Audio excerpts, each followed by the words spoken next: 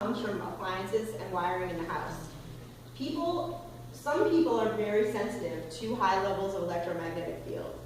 Some people can even, normal people at certain levels, any of us would be affected. You get headaches, skin irritations, rashes. You can even hallucinate from high EMF. You get headaches, feeling of paranoia. We call it the fear cage. Certain areas of the house, you feel like someone's always watching you. You feel paranoid, you're scared. Sometimes you'll find that for some reason in that area of the house there's really high EMF. We were at the Fairbanks House in Dedham, Mass, which is the oldest supposedly timber frame structure in North America. But the EMF from the street, this place had no power. It was built in 1627, but the EMF to midpoint of the house was completely unacceptable levels. So what was coming from the street, if someone lived there, would cause them severe problems, especially children. Small children are very susceptible. It's why it's always interesting when someone says, well, my child's afraid to sleep in their room.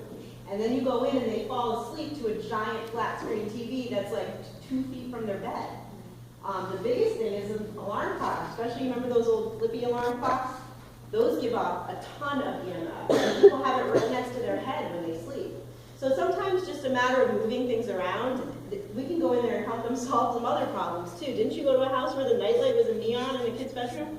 There's a Pabst Blue Ribbon neon sign. That's what they use for the kids' nightlight. So sometimes you're like, well, maybe try taking a PPR light out of the room and just see what happens. They turn it on, it's so blue in hell.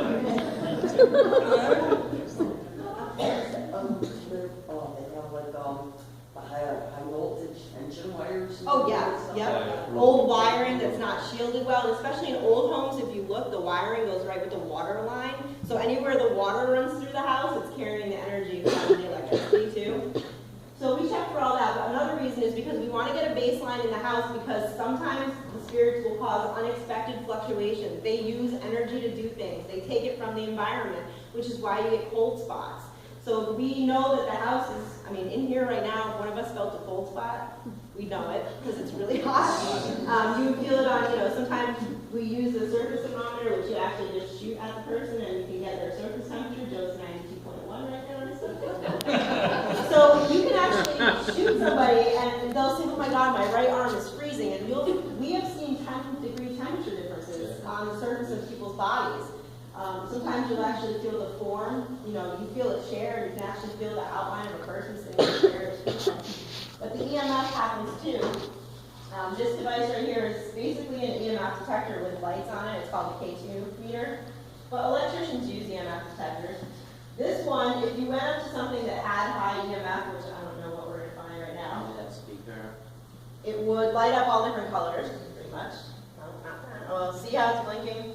Anybody make a text? Do anyone have their cell phone or iPhone? Okay, good. Can you send a text? Sure. Okay. Anywhere. You could just, actually, you could probably just start putting on the internet. Because what's happening is the cell phone is giving off a signal, and that's why we all turn ours off. See, it's going off, and people are like, oh my God, it's a spirit. No, your brother's texting. So thank you. Or walkie-talkies. Yeah, actually, the walkie-talkies will make it go off too. They do build little Faraday cages. You guys know what a Faraday cage is, like something that shields. I'm not a physicist, so I can't. It's basically, you make it out of some sort of metal. They have them around the Pentagon, so signals can't get in and manipulate. Someone actually, the old group I used to investigate with sometime, made little tiny ones, and you would actually put this in, it's like a silver mesh wire or something, and if you put it in there, the outside signals can't affect it, but just stay away from it, shut your phones off. And that's pretty much it. We want to go down to the baseline so we later can look for any kind of fluctuations, plus we can get an idea of the house. I did not go through those people's medicine cabinets. Those pills that we found were sitting right out on the counter. And my thing is, if you're going to lie about it, why don't you just put them away? So,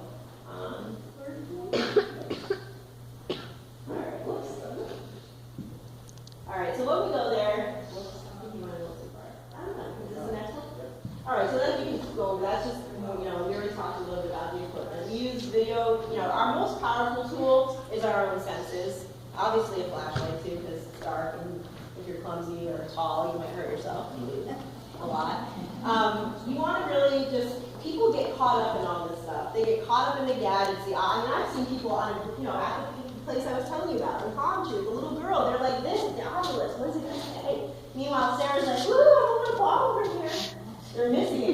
because they're so concentrated on the equipment.